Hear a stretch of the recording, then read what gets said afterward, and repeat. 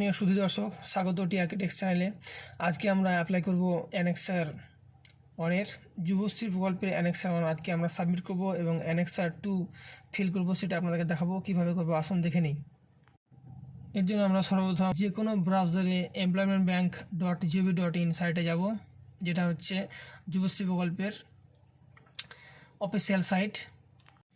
Official সাইটে আসার পর আমরা সাবমিট অ্যানেক্সার 1 দেখতে পাচ্ছেন, নিউ লেখা আসছে।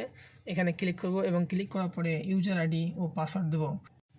এবার আমরা লগ ইন করবো। আমাদের যে এনরোলমেন্ট নম্বর আছে সেটা কিন্তু উপরে দেবো এবং এনরোলমেন্ট নাম্বারটা দেওয়ার পর নিচে পাসওয়ার্ড দেবো এবং ক্যাপচা কোডটা দিয়ে লগ ইন করবো। লগ ইন বা সাবমিটটা করবো। এবার মনে রাখবেন, যে সমস্ত ক্যান্ডিডেটদের পাসওয়ার্ড নেই, পাসওয়ার্ড আসেনি বা মোবাইল নাম্বার হারিয়ে গেছে, তো আপনারা আপনার নিকটবর্তী এক্সচেঞ্জ অফিসে গিয়ে মোবাইল নাম্বারটা নতুনভাবে আপডেট করাবেন এবং নতুন পাসওয়ার্ডটা কিন্তু মোবাইলে ফরওয়ার্ড করলেই পেয়ে যাবেন। তো আসুন আমরা লগ ইন করি এবং লগ ইন করে দেখি কী আছে।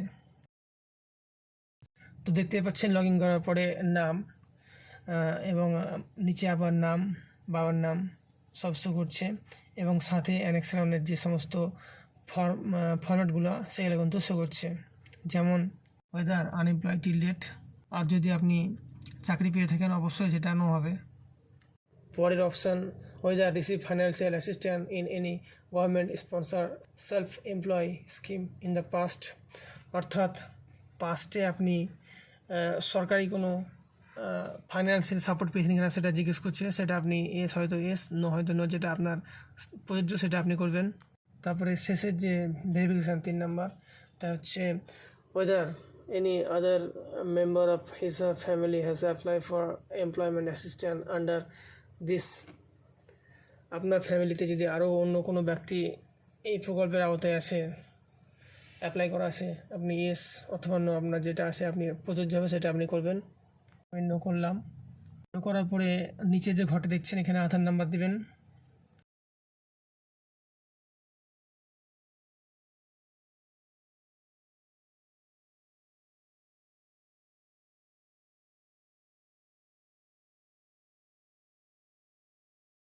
আধার নম্বর দেওয়ার পরে নেম অফ দ্য ব্যাঙ্ক, আপনার যে ব্যাঙ্কে অ্যাকাউন্ট আছে বা যে ব্যাঙ্কের অ্যাকাউন্ট আপনি দেবেন সেটা আপনি চুজ করবেন। আপনি ব্যাঙ্কটা যেই চুজ করবেন পেজটা আবার রিলোড হবে। রিলোড হওয়ার পরে আপনাকে আইএফএসসি কোড বা ব্রাঞ্চ সিলেক্ট করতে বলবে, যে কোনো একটা আপনি চুজ করবেন। আমি আইএফএসসি কোডটা সিলেক্ট করব। আইএফএসসি কোড সিলেক্ট করলে ব্রাঞ্চ অটোমেটিক আসবে, ব্রাঞ্চ সিলেক্ট করলে আইএফএসসি কোড অটোমেটিক আসবে। দুটোর মধ্যে একটা আপনি চুজ করেন।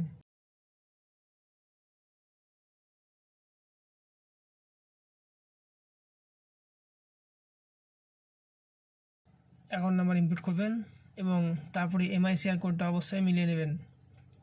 অ্যান্ড দেন লাস্টে আপনি ডিক্লারেশন যেটা আছে সেটা অবশ্যই পড়বেন ভালো করে। পড়ার পরে টিক করবেন, সাবমিট করবেন।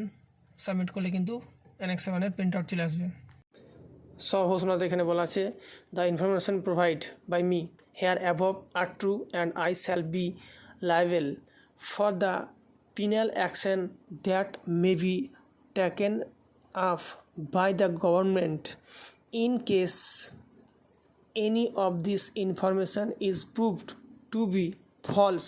Subsequently, I shall forthwith inform the employment bank authority in case I cease to confirm the eligibility criteria of the scheme in the interim period।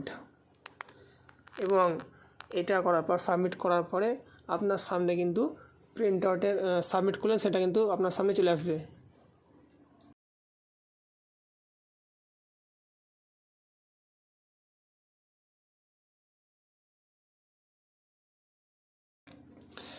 এবং সেখানে আসবে যে আপনার যে ইউর অ্যানেক্সার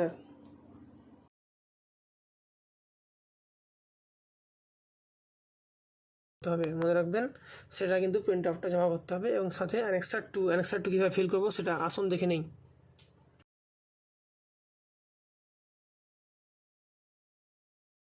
প্রথমে নিজের নাম, তার পরবর্তী ঘর যেটা আছে son daughter wife of Shri,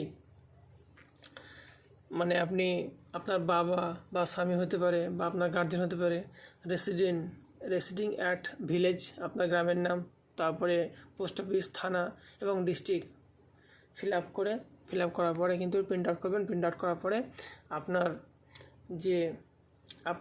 এলাকায় গ্রুপে যারা অফিসার আছে তাদের কাছে গিয়ে এটা ভেরিফিকেশান করে নেবেন যে আপনি এখনও আনএমপ্লয় আছেন আপনি, সেটা কিন্তু ভেরিফিকেশান করাবেন। এবং এটাকে নিয়ে আপনি আপনার নিকটবর্তী এমপ্লয়মেন্ট এক্সচেঞ্জ অফিসে আপনি যোগাযোগ করবেন অতি শীঘ্রই। মনে রাখবেন 8/7/2024 তারিখ হতে আপনারা কিন্তু জমা করতে হবে। ধন্যবাদ বন্ধুরা আমার এই ভিডিওটি দেখার জন্য। আশা করছি এই ভিডিওটা আপনাদের অনেক কাজে আসবে। আর আমার চ্যানেলটাকে সাবস্ক্রাইব করে রাখবেন। ভিডিওটি ভালো লাগলে লাইক করবেন। কিছু সমস্যা আসলে আপনি কমেন্টে জানাবেন। ধন্যবাদ সবাইকে। জয় হিন্দ, জয় বাংলা।